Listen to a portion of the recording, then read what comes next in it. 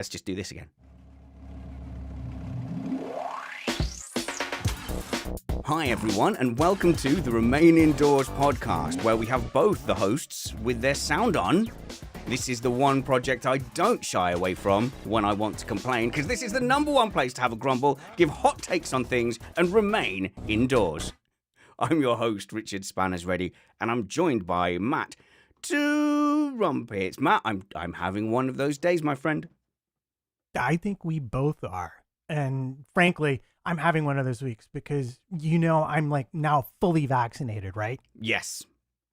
So this means that I'm the go-to errand person, but I'm beginning to think my family is just devising random things for me to do to make me go do them. Like, we're out of toothpicks. Can you go find them in the neighborhood, please, at 11 o'clock at night? Well, okay. Or finding things that they would normally have to do, but inventing reasons why it's dangerous for an unvaccinated person, but okay for you. Yes, exactly. So, and it's horrifying because this means I have to do all of the things that my wife normally does, like the shopping. Yes, right. And I saw Amanda's tweet online where she was being as kind as possible, but she alluded to the same thing my wife complains about, which is, I could send you to the shops, and I'm always happy to go to the shops. However, I'll come back with missing stuff. She won't believe me. She'll think I didn't look for the stuff hard enough. And I can see her mind going, do I want to go through? In fact, what I've done recently is I've started WhatsApp video calling her. So I've got my earbuds in, and I'll just WhatsApp her, and then I'll turn the video around and point it at the shelf. Yeah, I do the same thing. But even with that, like, I bring the groceries back and she unpacks them and she's like, well, you did the best you could. Yeah, no, I know. So me and my daughter went shopping for her birthday because obviously we can't go anywhere. So I said, right, tell you what, we'll do you a seafood platter. You come to the fishmongers with us in the supermarket. You can pick whatever you want, whatever fancy things you want, and we'll make it. Because we were thinking, if this had been normal times, we'd have probably spent a couple of £100 if we're lucky on like a rock climbing party or whatever. So, like, when she was going, well, I can just pick whatever I want. I'm like, yeah, literally, fishmonger. Nothing here is going to break the bank for us. Just tell us what you want. She picked scallops and a lobster tail. She's 8. No, she's 9 now. But yeah, scallops and a lobster tail for her buffet. But obviously, wife then tacks a shopping list onto the end of it. So we were having to play the avoid getting yelled at by mummy game. So she was joining in with that for the first time. Oh, that sounds like so much fun. Yeah, it's kind of fun where you skirt the other parent's regulations, and it's a wink and a nod with the child when they're old enough to get like, oh, right, yes, I understand how we play this game now. Yeah, so red onion was on the list, and there was only a massive bag of red onions. So we had to go through the procedure of going, right, we need to come home with red onions. We can't not have red onions. There is a massive bag. This is our only solution. So we have to, first of all, ask, are there any smaller bags or individual red onions? No, there's not. Okay, good. One base covered. You're my witness, V. You're my witness, right? Then we have to come up with a justification for if she still gets angry at it. So we were, okay, we only need a couple of red onions today, but next time we do a bunch of roasted stuff, we're going to chop the red onions into quarters, drizzle them with oil, and we'll suggest that as a nice dinner thing. Or even better, you could just say if they start to go over, we can plant them in the backyard and just produce them ourselves. Very exciting times in our house. We have got our potatoes to chit to plant our early potatoes. So yes, that could be a possibility. But by the end of the shopping trip, like, even my little V was going, how to avoid getting yelled at by mummy. So, there's loads of little things, like we couldn't find breadcrumbs. On the list was a very specific type of breadcrumb, a Payco breadcrumb or something like that. Panko. Yeah, no, I mean, you were in the ballpark. I just happen to know because my wife has said the name 5,000 times. So we looked at this list, and we looked, and she said, oh, it's near the Paxo, which is a brand of like stuffing and stuff. So we got to that section, and we're looking for Panko breadcrumbs. There's nothing, but next to the Paxo stuff is just a tub of own brand breadcrumbs. And we're like, she must have meant Paxo breadcrumbs, and it's a typo, so we'll just get this jar. Of course, no. She was like, no, Panko breadcrumbs is a specific thing, which I'd never heard of. Yeah, no, they're very, very specific. People use them a lot, like for breading fish and things like that, I think. But have I told you about my daughter's baking adventures? Anyone who follows me on Instagram has seen some of it. But like this past weekend, she's like, I'm gonna make homemade croissants, Oof. It's not good for which the is like a waistline. 2-day process. It's Okay. mental. And then she whipped up a chiffon cake on Sunday just because. I mean, she's literally, I think I'm onto her plan. She wants me to die so she can inherit our tens of dollars that we've saved. She's inheriting debt though, isn't she? So and Exactly. yeah, and a high rent. I had a similar pleading moment with my family because they were making V's birthday cake, and this is what our fourth lockdown birthday now, I think, or maybe fifth. And every time so far, they've made a massive cake as if we're going to have lots of guests. And then we've had this bloody cake sitting there for like a couple of weeks afterwards, and it keeps really well, and it's in a tub, and it always looks delicious. And I keep strolling past it and going, well, a little slice won't hurt, otherwise it's being wasted. So I pleaded, please just make a small 4 people size cake. And they did listen to me, but it was covered in marshmallows and Skittles. So still not great. Marshmallows and Skittles, the international food of champions. Yeah. Well, we just gave her a free choice. What kind of cake do you want? She's like, marshmallow. I'm like, all right. So we just attached marshmallows to it. But yeah, we had that was pretty good. We had that seafood buffet. I think that's one of my favorites. Is just having like a selection of what did we have? We had big prawns. That lobster tail was okay, but in the UK it's treated like a delicacy. So a very small amount of meat in a lobster tail was like £6, which is about the same price as a good supermarket portion of fillet steak.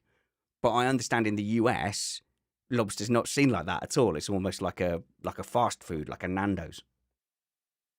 No, I mean lobster is I mean, we do have a Red Lobster, which is like a fast food chain, but no, proper lobster is you sit down and it's messy and it's expensive and loads of fun. Unless you go to like Maine or someplace where they crawl up on the beach and hurl themselves into boiling water just because they got nothing better to do. There you go. Mike's backing you up. Panko needed for katsu curry. I think that is what it was she cooked for us. She cooked one of those fancy meals. But anyway, got completely derailed there. Didn't mean to talk shopping with you. Didn't mean to talk food, although I have skipped lunch. I'm now very hungry. I'm now very On hungry. purpose or by accident? I have been going out of my way to forget meals because I suddenly found I was about 4 kilograms heavy, which is it's not a disaster, but it's not great. It's like well over half a stone, if you like, in weight. And I could feel it. I could feel a bit bloated. I was feeling that some t-shirts were not fitting exactly the same. I was noticing that when I was sat down, I'm having to like adjust my t-shirt because I don't want everyone in the house to see the little bulge that's starting to form. But it is definitely lockdown weight. It's definitely that I can't exercise because we've only got one outside activity a day that you're meant to do. So I've gone runs for the kids. Food has become a primary focus, and I've just let myself relax about it. You don't have to drive anywhere, so you can have a drink whenever you want, and wake up, slam some liquid bread, some beer.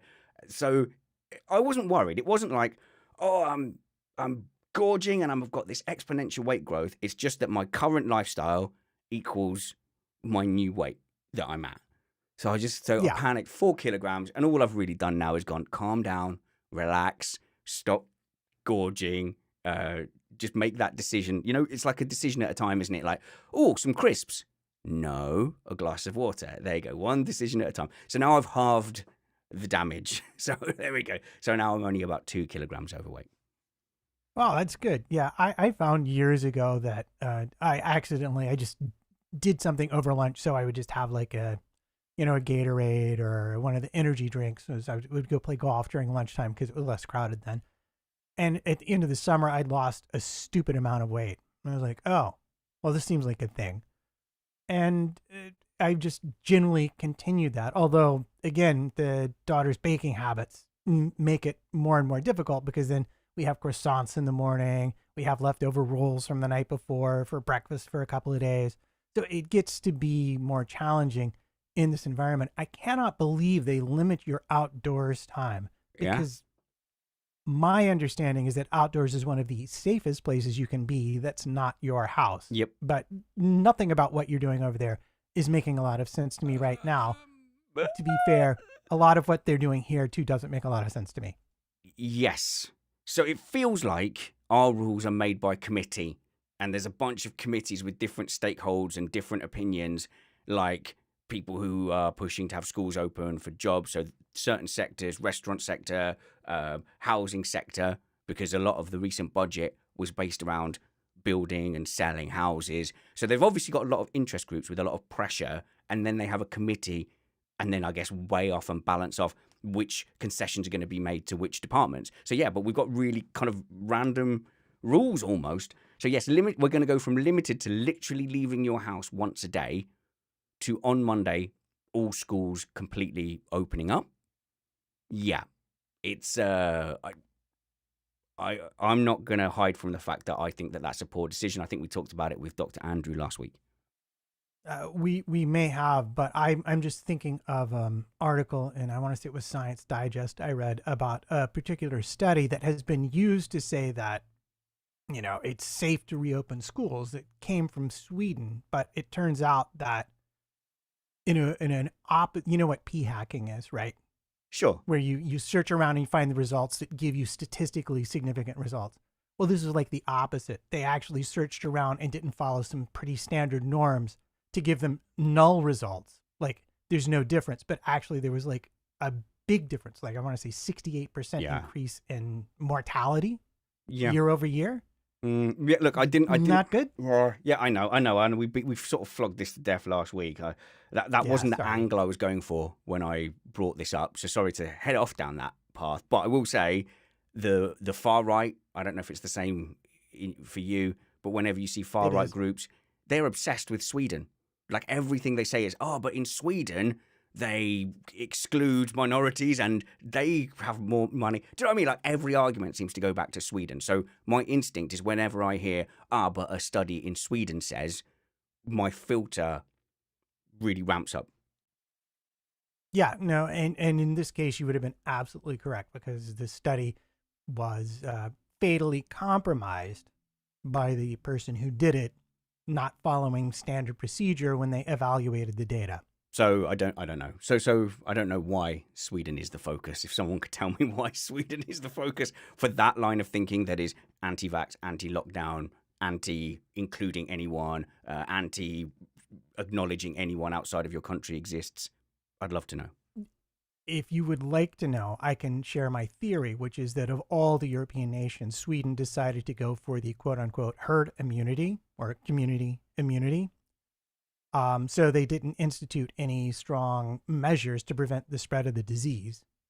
And so any study that comes out that says things aren't as bad as you think they might have been gets picked up and flogged by people who don't want to have any restrictions on what they do, even though there are countless places, including my own city, where you can look at what happened when measures weren't instituted and the spread of the disease and what happened to the hospitals and the mortality rate and the excess death rate and everything else like that. It is just very plain that if you're not vaccinated fully, the only way to stop an outbreak is to institute strict lockdown measures until the transmission rate drops. But we're not doing that. We're opening everything up on the 8th of March. So, look, the decision's made. And my wife has been put in a harder position than me because she has to go out into some schools and do lessons.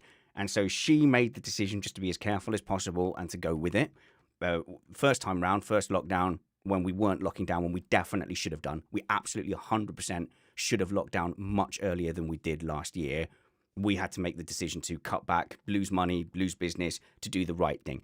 This time, slightly different circumstances. And on balance, we're not fighting this time.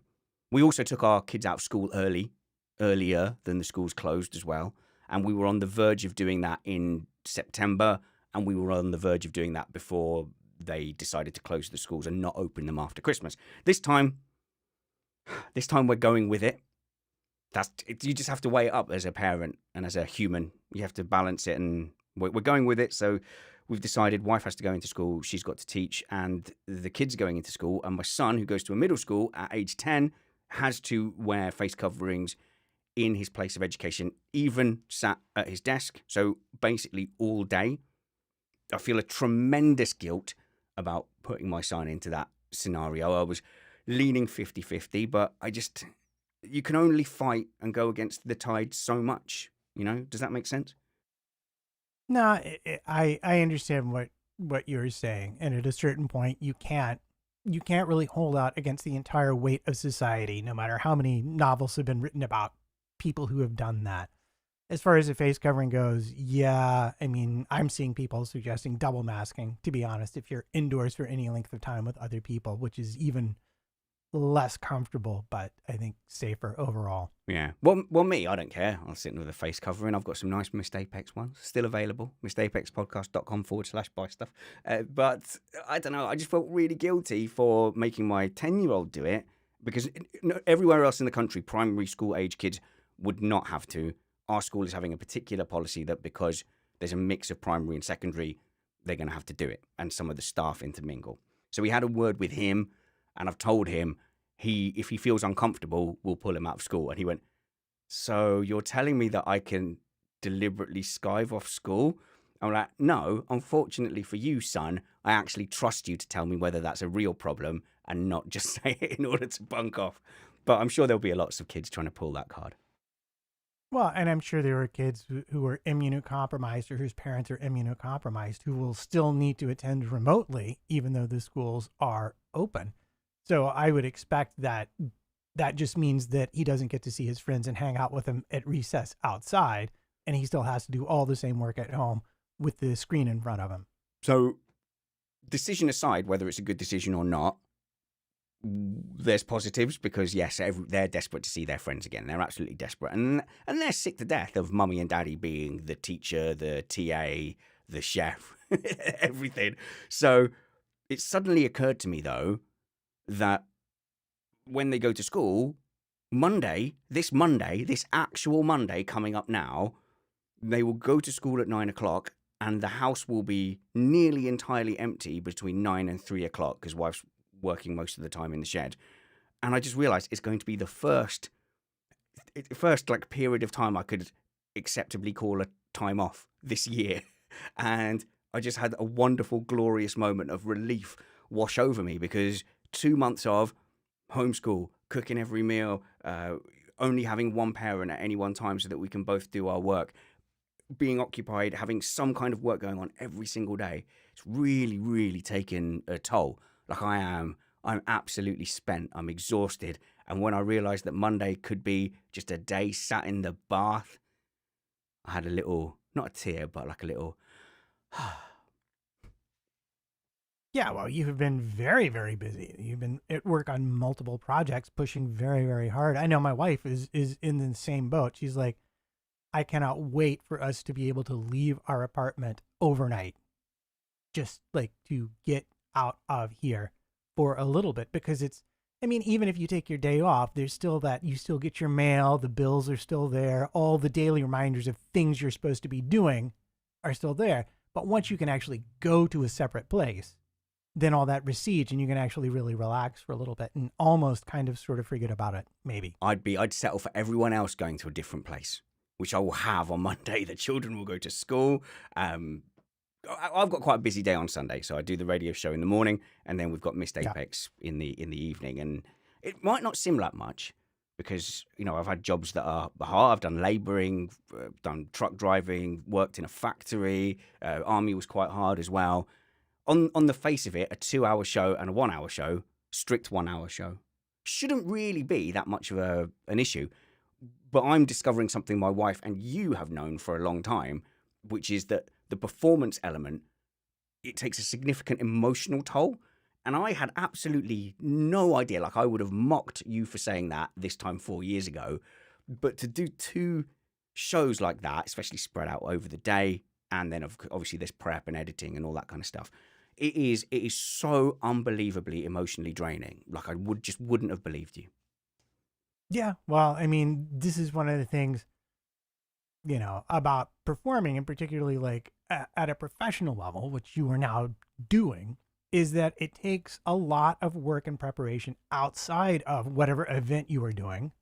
But then the event itself, I mean, it's amazing, it's exciting, your adrenaline goes, but then when you're done, like I don't know, like you're amped up, you can't sleep, and then you're just exhausted because you sort of put everything into that, and you do need to occasionally have that break and recharge your batteries a little bit. So I'll tell you what we identified early on in this schedule, because originally I did a show on a Saturday, but now I've been covering this garden show on a Sunday. So I actually come home, have a bit of food, say hello to everyone, and then I get sent off. I get sent off up to bed for a couple of hours, chill out, watch some TV, have a power nap, and then wake up again at about 4 o'clock, and then get in and start doing all the show notes, the prep, set up the studio, join my family for a lovely Sunday lunch, dinner, which they insist on it still being a full roast because they're about to relax for the rest of the evening. So I've been starting Missed Apex, like, just sitting there full. And I'm like, it's a gorgeous meal. I can't. And she's, why don't you just have a small amount?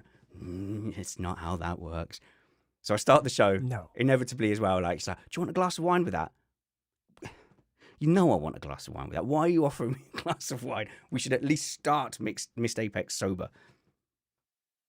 Well, ish. Medium. Yeah, medium sober. Yeah. Standing up. Able to stand up on your own, at least to start with. So then, yeah, so Mondays now, the kids are back to school. She's even going to get up, take the kids to school, so I can completely just switch off and just have a bit of a decompress on Monday before I start the wonderful task of looking at feedback from the previous day's endeavours. Fortunately, never any real feedback from radio shows. There doesn't just tend to be. It either hits you live or that's it, or someone's just done a follow-up gardening email or something. But the feedback from Missed Apex podcast this week was absolutely horrendous. Obviously, there was some stuff in the live chat. I didn't take it well. I will take it better next time. Live and learn. But the follow-up comments as well, just loads of attacking our panelists, attacks on Tony, on Chris, on me, and the wave of negativity, if it catches you wrong, it's terrible. But I'm hoping normally when it's this bad, it's a sign that we've had a big uptick, that like some of our promo has worked, a bunch of new people have found us. Some are like, oh, this is great. This is the new thing I listen to now. And a bunch of other people were like, no, I don't like it. And then there's that small minority that decide to get into the chat room comments and go, I hate you. I hate everything you do. And that person in particular is stupid and you should dump them. Yeah, I love comments like that because I feel like I'm doing my job properly at that point. Because I've had enough of an opinion that someone really thinks I'm terrible. Like I try to put myself in a mental frame of enjoying whenever people hate me because it makes it easier. But I always think back to a story that I heard in conservatory. Don't know if it was true, but I studied for a bit, or I knew William Vacchiano, principal trumpet, New York Philharmonic, and he got a young student in, and he came and he played, and the concert was just panned. Trumpets sound terrible. It's awful. And so he goes to Vacchiano and he goes, can you believe these critics? They're just full of it. They don't know what they're talking about, blah, blah, blah. Next week, concert, critics love it. Trumpets have never sounded better. It's the best thing in the world. He's like, Mr. Vacchiano, can't you believe it? Look at how much they loved us. And he goes, son, if you're going to dismiss them when they hate you, you got to ignore them when they like you. And that's kind of what I try and do as much as possible. And also just because it can be so hard to judge your own effort, especially when you're in a team. Like you can be having a not great day. It can be a great show and you can think it's terrible. You can be in a great mood. It can be a terrible show and you can think it's great. So it's really a challenge. So I do try and depend on the other people I work with more than any outside feedback because frankly, they don't know what's going on most of the time. Nothing personal to our live chat.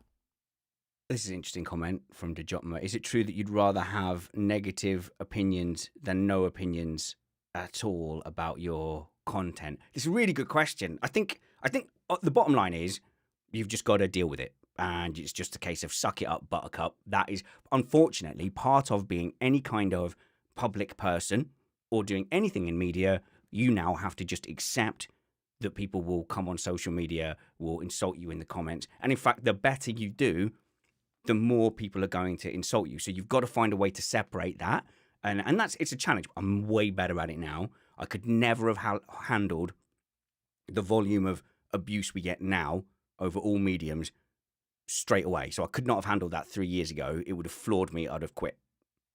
No, you've made tremendous progress, and it's been really impressive to see. And I don't say that from a, oh, I'm already way up here kind of thing, but just like in a way that it's easier to see somebody else and what they're doing than it is to evaluate yourself. Yeah, sure. It's been really impressive the amount of growth that has happened in terms of you running this project and being able to deal with stuff like this. Because I know how much it bothered you, because we would talk horrible. offline too. Yeah, no, it's horrible. But like now, if it gets to me, that means the intensity or volume has gone up. So try and see that as a good sign.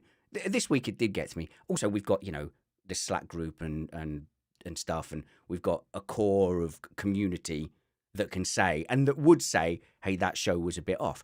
But when you get a lot of negativity, it's fair to kind of look at it and go, okay, where's this negativity coming from? There does seem to be a slight correlation between having female panelists. Sorry, I know not everyone likes the term female. It's a habit for me. Woman. Fine. So between having a woman on the panel and the level of abuse, I think there's a correlation to that seems to somehow just whip up a little bit of general negativity. Working theory, so nothing solid, but I'm definitely keeping an eye on that next time we have a woman on the panel. Yeah, I mean, and we have had, last week's show, on the surface, there wasn't as much open anti-woman stuff. No. But in the past, we've had some really, the moderators, let's just say the moderators were kept quite busy by some of the creepy, weird stuff that people were saying in the chat. Yeah, I've taken to warning women panelists to say, look, our demographic is mostly 40-year-old dudes. It causes a lot of excitement when there's a woman on the panel. Some of the comments, even some of the guys just trying to be friendly, kind of just slip into a mode, just a slightly different mode, and then suddenly everything feels a bit uncomfortable. But yeah, anyway, like I said, that negativity, when it catches you wrong, hopefully that means that we're doing something right. I'm going to ignore your man's advice a little bit, though, because the positive comments really do, like, they're so great. I love them. Like when we got that really long email from someone who talked about our role in and how we fitted in his world over the last 4 years through an emotional roller coaster of like divorces and jobs and stuff like that. And I read all that and I sat down and you go, do you know that it really, the timing of it helped heal stuff like that as well. So I'm not going to take your man's advice. I'm going to absorb all the good and positive comments and try and do a bit better with the negative ones. Well, and I can't disagree, because there you're talking about people, and they're saying how the show fits in their lives. They're not saying it's a good show, it's a bad show. They're not being quote unquote critics. That's more what I was talking about. Oh, there is a creepy guy though in our comments at the moment. He had specifically attacked Chris Stevens and Alex and Brad. Because they're friends, went in there and were like, dude, what are you doing? Chris's response was really good. This guy was saying, Chris Stevens adds nothing. You should get rid of him. Like Chris is just someone like I found off the street. No, Chris has been an integral part of everything we've done for the last 5 years. And they're like, you should just get rid of him. And Chris came in and said, oh, well, that's quite a hateful comment. You've just said that you don't want to be hateful, but then you've made a hateful comment. Anyway, have a good day. The guy responded back with more insults. Chris said, well, I'm sorry that you don't like me. I hope that you can enjoy the rest of the show anyway. Amazingly mature, really nice. And then he kicked off with more nastiness, and that's when Alex and Brad went in and just went, no, you're being an idiot. And I made a comment as well, saying, have a look at yourself. That then intensified, and he said, oh, why are you engaging with me? I'm no one. It's like, yeah, he just wanted a consequence-free rant and didn't expect people to answer back. And he was like, yeah, because if you were any good, if you were any bigger, my comment would get lost in the noise. Yeah, but we're not bigger, and your comment means a lot to us. Didn't. It means a lot to us, and it hits harder as well. So we protected our friend. I said, if I'd have caught it earlier, I'd have just deleted the comment. Are you okay? Are you okay? Tried asking him, are you okay? Now he's like, I said, you can email me. Email me privately. We'll have a chat. And he's like, well, I live near you. I live quite near you. Why don't we meet up? And though, the intent is to try and have a chilling freak out, and you just go, wow, there really is just horrible people out there. Well, what can you do? Yeah, I don't know, and it is creepy and weird, but there are creepy, weird people in the world. Fair enough. Tell me about birds. On a lighter note, I want to hear this story about birds you've been trying to tell me. All right, so the bird story. Well, I have two stories. Oh my god. Yeah, right. So, first of all, I'm not a big TikTok user, but I'm going to be referencing it in a minute. But the bird story, I love this story. A guy, I believe it was in either Washington State or Oregon. Um, Pandemic, lockdown, at home, nothing better to do. Reads somewhere online because, like, who doesn't spend their whole day on Twitter anyway? Reads. Yeah. Okay. Yeah. Right. Yes, we've heard that excuse before. Thank you very much. Reads that if you feed crows are similar to, but not the same as ravens. If you feed crows, they will bring you little gifts. And he thinks to himself, okay, I've got nothing better to do. And there's some crows that hang out in my backyard or my front yard. So he starts feeding them. And before you know it, because crows are incredibly intelligent and social. In fact, they have their own app. I think it's called Critter. No, they don't. Joke. Those- Just never goes. Do you know what? Never goes. That's a really good test of how much attention someone's paying. I was like, something's not right. Anyway, so before you know it, he's got like 20, 30 crows coming around, bringing him little gifts. And this was all fine, except for they were very protective of their human. So whenever a neighbor would come over to visit, they would dive upon the neighbor. So this is a problem, but Guard it was crows. easily solved. Yeah, guard crows. Nice. Easily solved because he had the neighbors also feed the crows. And before you know it, the block had their own crow army. That's amazing. So they had to like indoctrinate all the neighbors in. Like if you also feed them, the crows accept those humans as Yes. their crows. That's mad. The crows are the ones that like pass all the scientific experiments and all the puzzles, don't they? Yeah, no, they're very, very, very smart. And they will learn to use and make tools, and then they will teach other crows. And so, like, much like human knowledge gets passed down, crow knowledge gets passed down. But that's not even the best part of the story. Okay. Best part of the story is because it's wintertime. One of the neighbors, elderly gentleman, was walking down his driveway, slipped on some ice and fell, could not get up. And the crows started just circling and making a huge fuss to the point where people came out to see what was going on and discovered him lying there, unable to get up and unable to contact anyone. So the crows literally saved his life. Well, hang on a minute. The crows reacted to a thing. What they didn't go, oh, we need to send for help by making a signal, or did they? Is that their signal to get other crows to help? That they did. All of the crows saw that he was in distress, and they all circled around him and made a great big demonstration till the neighbors noticed and came outdoors to see what was going on, and then they found the gentleman and were able to assist him. He was fine, happily enough, but he was just stuck and couldn't get out, and it was winter and it was cold outside. So, yeah, it could have been bad had no one found him.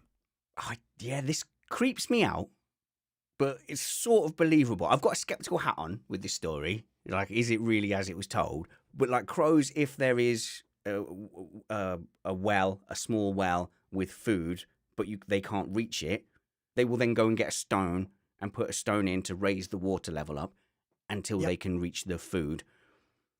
But how long ago was it that dinosaurs got wiped out, mostly non-avian dinosaurs? When did the big dinosaurs get wiped out? 65 million years ago, something like that? Yeah? So significant period of time. So, the birds were related to the dinosaurs. They're avian dinosaurs, if you like, and but all the big ones like the raptors and stuff all got wiped out. At that time, human lineage was like tiny little vole-like creatures, yeah? So not sentient, not intelligent, not particularly social, whatever. In that 65 million years, we developed into semi-intelligent beings that can put robots on Mars. So where would dinosaurs have been? Could there have been a parallel evolution? That's what I'm always interested in. Would you have had dino people by now?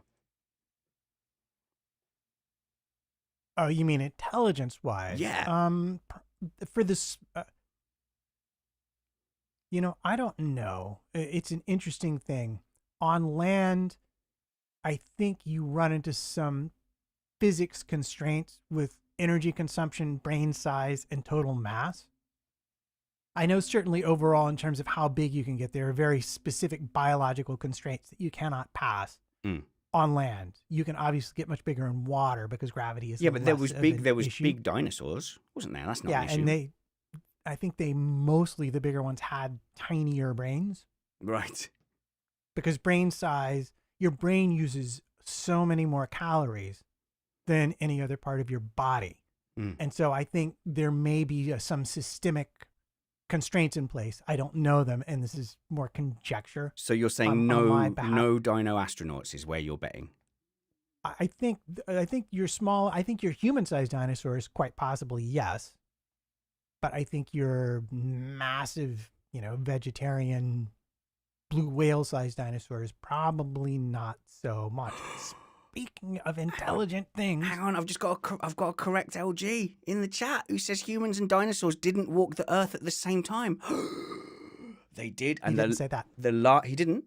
Humans and No, dinosaurs. you didn't say that. No, You said we were voles. we were voles. We were little voley things. The last time humans and dinosaurs, the last day human and dinosaurs shared the planet Earth was the 4th of March, 2021, because of the birds that are dinosaurs. So, but I see what he's saying. Yes, we didn't have that crossover in the traditional sense. Or you could just use the following word: coelacanth. Is that a dinosaur, the coelacanth? It's a prehistoric fish. Ah, Yeah, well, absolutely. prehistoric They found it in the okay. technically dinosaur, same time period, close enough. Okay, good. Right, I think are we moving on from this? No. I interrupted you. Sorry.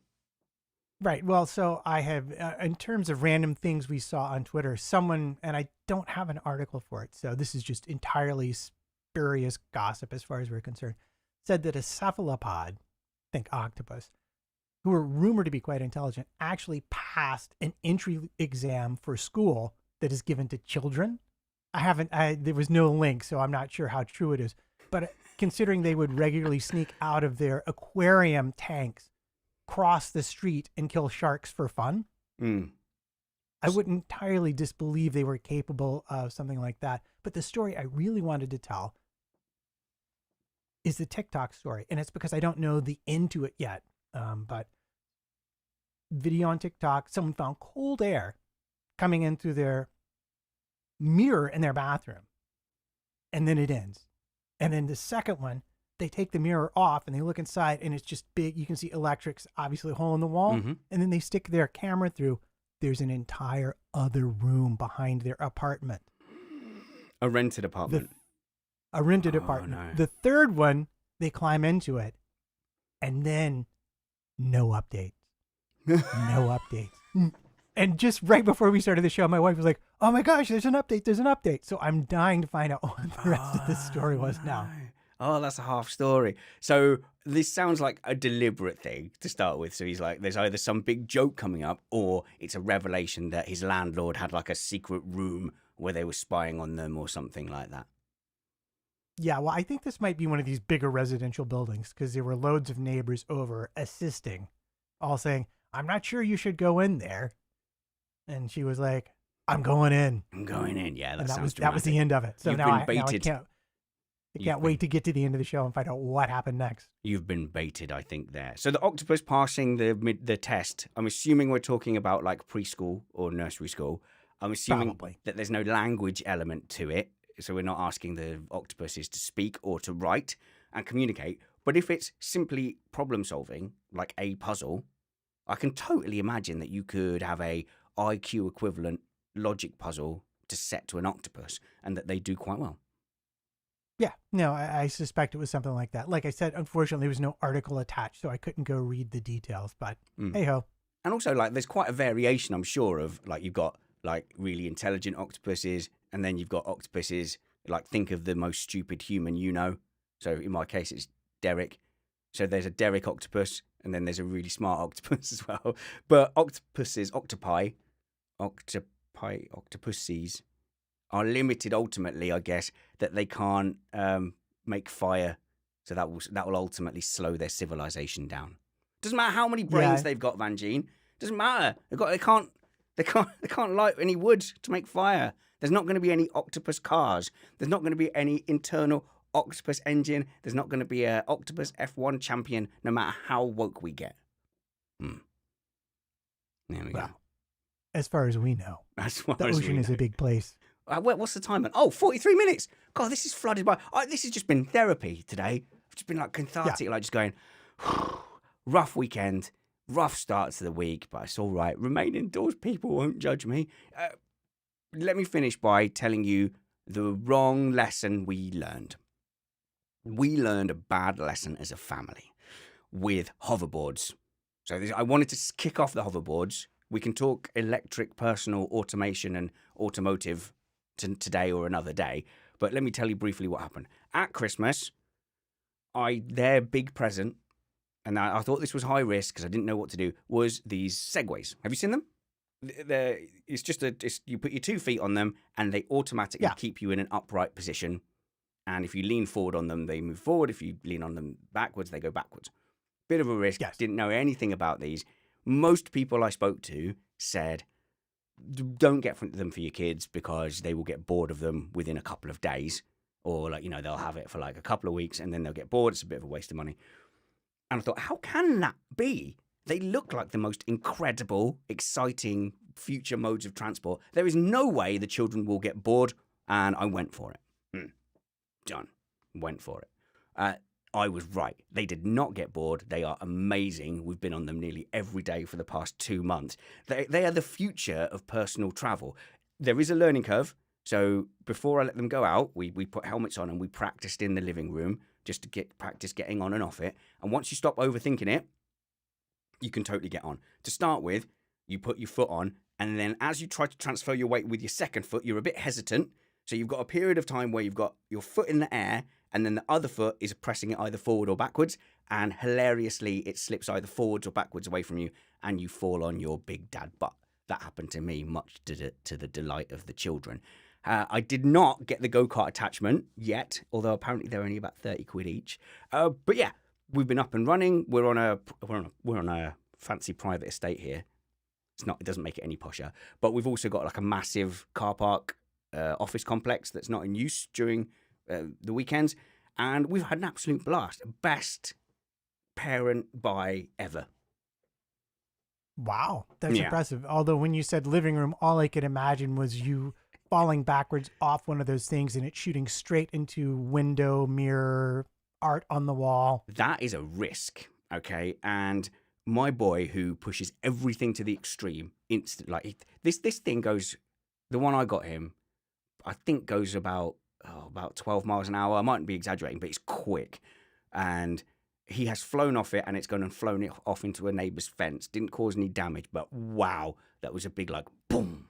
So we have a very strict rule of when you're going past cars, walking pace, because you're absolutely right. It can fling off and it can go and damage stuff. We discovered that fairly quickly. Yeah, no, that would be my one. That would be my one concern about writing a thing like that didn't also have like handles to hang on to. Yeah, there's no handles to hang on to. If you lose control, it's going to go wherever it's going to go. Yeah, so the only real kind of bad accident we've had on it so far is when we decided to see if you could do piggyback rides on it, and don't do that. So bad. It was so bad. She was like, "Oh, can I have a piggyback?" Because I had dad tax. I made sure both of them could take dad weight. Like, I'm not my first rodeo. Right. So I gotta go whenever they're having a go. I'm like, "Dad tax, my turn." So I go and have a go on it, and she's like, "Oh, can I have a piggyback?" I'm like, "Yeah, sure, why not?" So she goes on piggyback, and it's kind of working. And I'm like, "Boy, take a video of me doing piggyback with him." So I like get my phone out and I give it to him, and I'm like, "Okay, let's go backwards so you can get a video." And then I just fell backwards, and as I'm falling backwards, and I've got my 8-year-old piggyback on there, you've got some hard maths to do as you're falling backwards of how do you protect her as much as possible, keep your weight off of her, and yeah, she was hurt. We got away with it. She had a big scratch on her back, but I managed to at least get my arms out and stop my whole weight just going on her. Yeah, that is a risk you take. I remember in college, one of my friends came in one day, like, "What happened to your girlfriend? Why is she in the hospital?" "Oh, she's fractured pelvis." And we're all like, "Really?" He's like, "Yeah, we were piggyback and I slid down a banister and bang." Ooh, landed harsh. His full weight landed right on top of her, and there was a fracture. It wasn't bad. It wasn't like immobile or anything like that. It was just a tiny little fracture, but Yeah, when you said piggyback, I was like, oh no, oh dear. It was not my finest moment. It was really bad. Jeansy's asking if Mrs. Spanners has had a go. She's had a little go. She's got moving. She thinks it's cool, but it's no appeal to her. But I mean, these two now, we've got like 100 meters area, and they will just fly off in the distance. And it makes a little warning beep when they're going too fast, and you just hear this beep, beep, beep, beep, beep, beep, beep, vroom, as they go past. And I've had a go at it. I've not got it up to their kind of speeds, but even at the kind of comfortable running pace that I'm able to just go, like a jogging pace, I'm going, this is really nice. I could totally imagine commuting 20 minutes to work. Both of these units have well over an hour's battery time on them. I could easily imagine just getting on my little Segway, hop in there on my bag. It's much less effort and cost than a car. I get there, I'm not sweaty when I get to the train station. I could completely imagine that's the future of transport, but they are illegal on UK roads and pavements. Yeah, well, I mean, they would need to be in a pedestrian or maybe a bike area. A hoverboard lane. Yeah, well, I mean, it's not unreasonable as more alternate transportation starts to be developed to create the priority lanes or special lanes to separate, basically unprotected humans from massive metal boxes that can do them lots and lots of damage. I mean, I've been actually using for a lot of my local commuting, they have this, it's called Revel. They have this company that rents mopeds, electric mopeds. Nice. So you've been using a moped to commute? Yeah. Yeah, for my local Brooklyn commute, I use it a lot because it's about a 10-minute drive. And I can park the thing, and on-street parking in especially in Brooklyn can be really, really challenging. I could take my car over if I wanted. It would cost me no money at all other than, incidental gas. But then it would take me 45 minutes to park the car, kind of defeating the purpose of it. With the moped, I hop on it. I'm there 10 minutes later. I can park it just about anywhere. And then I can just take it right back. And otherwise, from the subway stop, it's about a 15-minute walk, at the other end. So I save myself a lot of time, making it worth the expense. But what I really want to get is one of those new electric motorcycles. So do you mean like a bicycle that's got just an electric motor on it, or an actual electric bike? No, Full speed? Well, no. It's not a bike. It's a proper, like think Vespa. Okay. Scooter. Oh, yeah. okay. But I don't use scooter because when I say scooter, everyone thinks of the kick scooter. The kick scooters. Yeah. Right, like I'm that. with you. And they have electric ones of those too. But, So look, the reasons I was thinking about this was when we bought both our cars, I had a full-time engineering job and she was in her car every day. I don't think there's been one single day in the last year where we've been in the car at the same time. And at the moment, I only have one regular day a week outside of the house. So I kept looking around and going, well, do we really need two cars? I've got this one journey, and it's like, well, the train station from me, if I cycle it, I can actually do it in about 17 minutes on a road bike, and then I'm sweaty and I'm hot. Or I can take it much more pedestrian. It's more like half an hour. I could walk there in it's getting close to an hour then. It's not ideal, but on this hoverboard, I would get there with relatively little effort in 20 minutes, and I would just pick up my hoverboard, bring it on the train with me, and then it's only a mile from there to the station, from the station to where I'm working in Cambridge. So I've been trying to just think of is there an economic way? And we just don't have the infrastructure to do that. And it's a shame because we talk about giving up cars, but we're not actually making it possible for people to do it. It's like I can then, I can only think of a few situations where it would be an issue for us to not have two cars if there was an infrastructure for personal. That's what we're talking about, isn't it? Personal transport. Yeah. Yeah. And in general, it is hard because the roads are designed for cars and, even on the moped, which is like a proper, has a license tag, insurance kind of vehicle, I'm on local roads and it can occasionally be a little bit intimidating. Like anytime you get to a place where the car can go faster than you, it's just like you kind of just go, all right, I'm just going to grit my teeth and hope that everyone passing me 20 miles an hour faster doesn't accidentally move over and clip me and take me off of the planet permanently. Because that's the thing which is why in thinking about getting a non-petrol vehicle for myself, why I'm looking for something that will have a higher end top speed, just so that I can keep up with traffic should I have the need to. You're still talking about a full motor vehicle that is keeping up with road traffic, though. I'm thinking more of just these kind of, personal devices where I'm not just physically. If I want to do exercise, I'll go do exercise. I don't really want to walk an hour to go to work, 40 minutes on the train, then walk another 30 minutes at the other end. So that just reminded me, though. You'd lose a lot of weight. Yeah, but also, I've got a life to get on with. But you reminded me of my first motorbike, petrol one, which was a Yamaha DT50 at top speed, Right. 26 miles an hour. And I would unapologetically take it to like the next town over because it's like a big adventure. I'm 16. I can go to the next town over by myself. I can go hang out at Sudbury. And then the limit on those roads was like 60 miles an hour. So you really were like a hazard, properly a hazard on the roads there. Right then. Yeah. I never told you the wrong lesson we learned. Oh, tell me the wrong lesson. I think that'll be it. I think that'll be us out of here. So did you have a last Good. point that you were trying to squeeze in that I'd interrupted? No, I was just going to point out that the thing I ride, even though it's a moped, goes faster than 26 miles an hour. They limit it at 30. Okay. Yeah, 30 sounds right. And while we're ranting, surely now we've got the technology just to stop speeding. Like, I'm on the motorway at 70 miles an hour and there's some idiot flies past me at 100 miles an hour. It shouldn't be legal to have a car that goes faster than the maximum speed limit you're allowed to do. It shouldn't be allowed. There's no reason. I'm going to let you simmer in that hot take. No, all week, I've had 'cause that hot take.